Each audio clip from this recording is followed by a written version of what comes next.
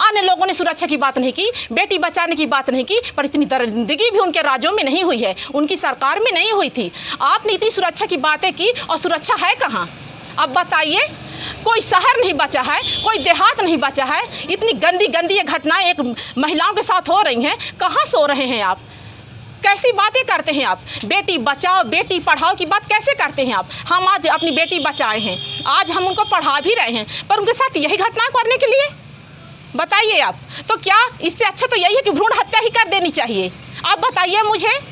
इतना पढ़ा लिखा करके हम लोग गरीब लोग खुद नहीं खाते, अपने बच्चों को खिलाते हैं कि हमारे बच्चे खाएं, स्वस्थ रहें, पढ़ें और लिखें, तो बाद में यही अंजाम देखने के लिए। हाथरस जैसे मामले तो आते ही रहते हैं, लेकिन इतना हो हल्ला क्यों नहीं होता? जरा सोचिए, क्या हो सकता है कारण? आइए हम बताएं अपनी रिपोर्टिंग के तहत लोगों से की गई बातचीत के जरिए। आखिरकार क्यों लोगों में इतना गुस्सा है और क्यों उबल रहा है देश? राजनीतिक और जातिगत मुद्दा न बनाने की क्यों दी जा रही हैं नसीहतें? आखिरकार जो सच है वो तो सच ही रहेगा ना। किस तरह से क्षेत्र में इस कांड को लेकर दशहर मची हुई है? अभी हम बता दें कि मैं सुबह के निकली हूँ और मैं 12 बजे आई हूँ, और मैं एक माँ होने के नाते, क्योंकि मेरी भी एक बेटी है, और मैं एक माँ हो करके ये महसूस कर रही हूँ कि जिस तरह से ये 14 तारीख से अब तक जो महिलाएं दहशत में हैं कि हम अपनी बेटी कैसे पढ़ाएं, कैसे आगे बढ़ाएं, और उसको कैसे आत्मनिर्भर बनाकर अकेले उसको भेजें। माताओं के अंदर जो है इस तरह दहशत भरी हुई है कि वो अपने आप को कोसते हैं कि हम बेटी क्यों जन्म देते। अगर हम बेटी जन्म देते हैं तो इसके शादी करने तक इसकी हम कैसे जिम्मेदारी ले सकते हैं, इसकी हम किस तरह देखभाल करेंगे, इसकी हम किस तरह सुरक्षा कर सकेंगे। अगर मैं बता दूं कि मैं अपना उदाहरण कि मैं अपने बेटी को अगर घर से छोड़ करके बाहर काम के लिए जाती हूं तो आधा दिमाग, शरीर तो चला जाता है लेकिन दिमाग जो है उस बेटी पर छोड़ के जाते हैं। कैसी होगी बेटी और किस तरह होगी, एक बार नहीं 10 बार फ़ोन से खबर लेते हैं, ठीक हो अच्छी हो खबर लेते हैं, क्योंकि ये जो आए दिन बेटियों के साथ बलात्कार जैसे घटनाएं हो रही हैं तो दिल जो है दहल जाता है कि जो बेटी के साथ हुआ है वो किसी अन्य बेटी नहीं, हमारी बेटी है। आज उस माँ के दिल से पूछो, आज हमारी बेटी है नहीं है उसकी बेटी है, कल हमारी बेटी के साथ ऐसा होगा तो हमारे ऊपर कैसे बीतेगा।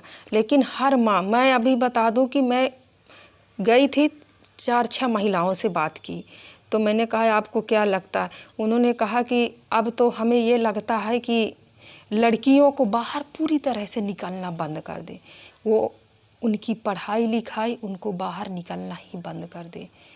18 साल की हो जाए उसकी शादी कर दो और शादी करके उसको सुरक्षित एक पारिवारिक ज़िंदगी के लिए उसको ससुराल में रख दीजिए। तो आप अपने के लिए कितना सुरक्षित समझ रही हैं इस समय? जी, आज अभी भी हम लोग अपने आप को सुरक्षित महसूस नहीं करते हैं, और पहले भी इससे भी जो पहले सरकारें थी उसमें भी हम लोग अपने आप को सुरक्षित नहीं करते थे, समझ रहे थे। और हम लोगों ने तो इस सरकार को इसलिए चुना था क्योंकि हम लोगों को लगता था कि शायद इन्होंने बहुत सारे वादे किए थे कि मतलब उनके विपक्षी सत्ताधारी जो भी थे उनके राज्य में इतने सारे रेप हुआ करते थे, इतने ये होते थे, और उन्होंने आश्वासन दिया था सारी महिलाओं को, सारे लोगों को कि मतलब ऐसा कुछ भी नहीं होगा। बट ये तो लगातार जब से ये योगी सरकार आई है उसके बाद से तो ये लगातार केस बढ़ते ही जा रहे हैं।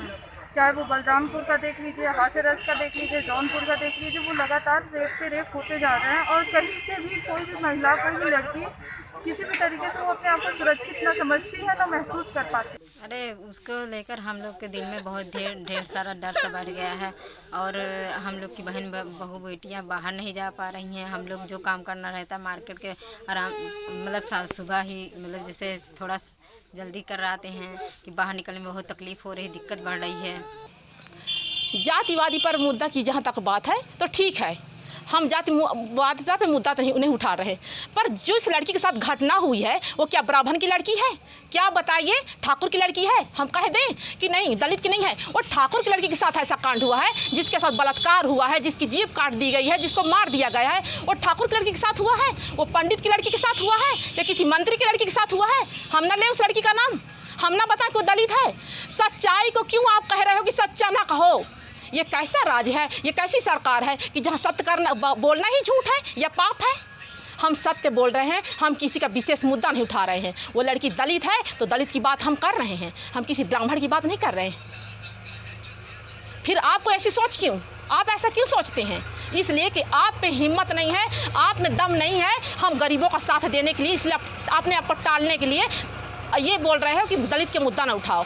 तुम्हारे घर की लड़कियों को उठाएं हम? बताइए।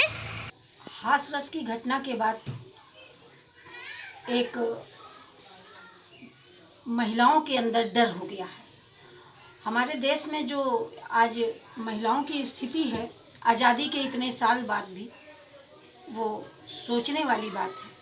हमारे समाज की महिलाओं के साथ रेप होता है, बलात्कार होता है, छेड़छाड़ होता है, मारपीट होती है, तो उसके लिए उनके FIR दर्ज नहीं करते। FIR दर्ज अगर आप कराने जाइए तो जाति पूछ के FIR दर्ज होती है।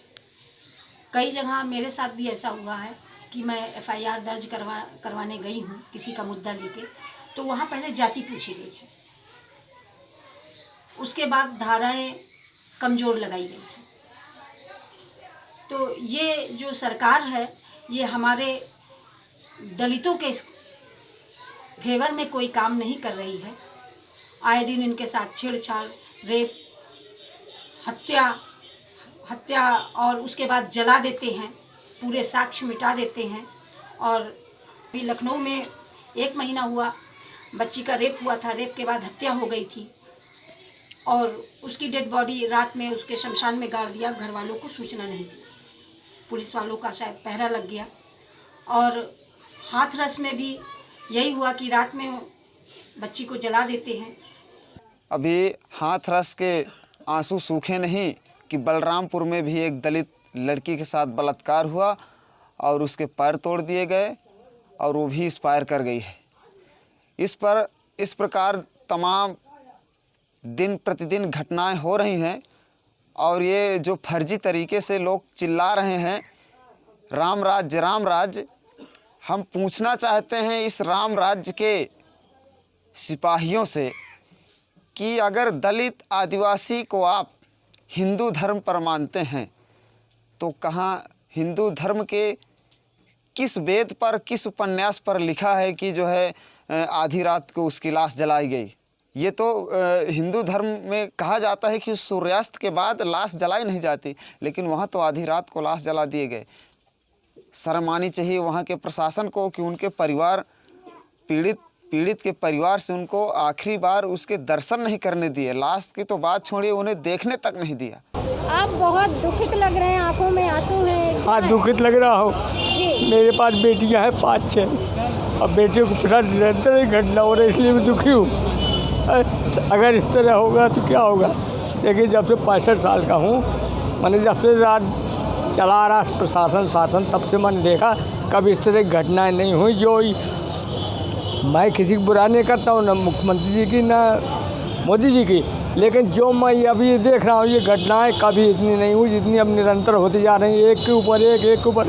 वो कांड हुआ था एक तो उस निर्भया कांड, उसके ऊपर ये क्या पुलिस प्रशासन क्या कर रहा है? कुछ नहीं। जो आदमी जाता है अपनी शिकायत लेकर के उसी के ऊपर डंडे ठोक के उसी को अंदर कर देते हैं। उसको न्याय नाम की कोई चीज़ नहीं है इस प्रशासन में।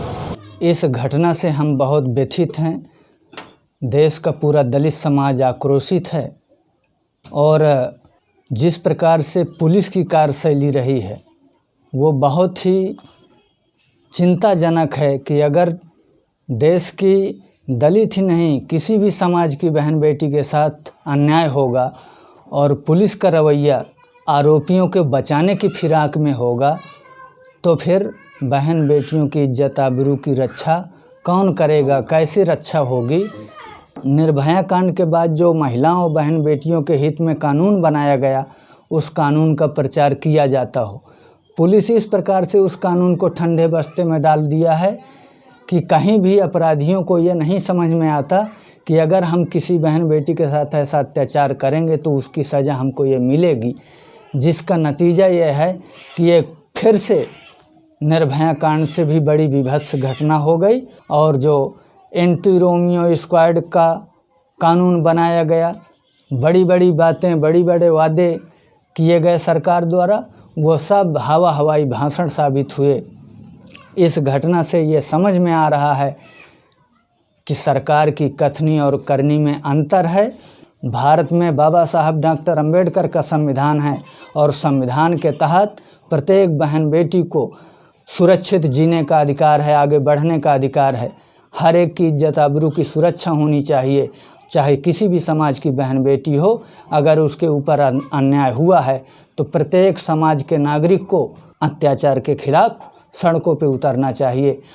हम कानून की सहायता, हम कानून की सुरक्षा के आड़ में बैठे हम अपने आत्मसम्मान, आत्मविश्वास खो देते हैं। हमारी पूरी जो हम शक्तियाँ, हम कहीं मजदूरी करने जाते हैं तो हम पुरुष से कम मजदूरी नहीं करते हैं, लेकिन कम ऐसा क्यों? जब तक हम, ये मेरा मानना है कि हम जैसा महिलाएं, हम जैसे बेटियां जब तक संगठित नहीं होंगे, आत्मनिर्भर नहीं होंगे, सशक्त नहीं होंगे, तब तक हमारे साथ आए दिन इसी तरह होता रहेगा। जिस तरह वो हमारे साथ करते हैं, अगर प्रशासन, सरकार हमारी सुरक्षा सहयोग नहीं करती है, उसी तरह हमें भी उसको मुंह तोड़ जवाब देना चाहिए। हम महिलाओं को मिल करके उसी तरह हमको भी एक काली का रूप धारण करके, एक दुर्गा का रूप धारण करके, जब हम उनके साथ ये व्यवहार, ये इस तरह का हम भी अत्याचार करेंगे, तभी शायद है कि हमारे आत्मा को शांति मिलेगी।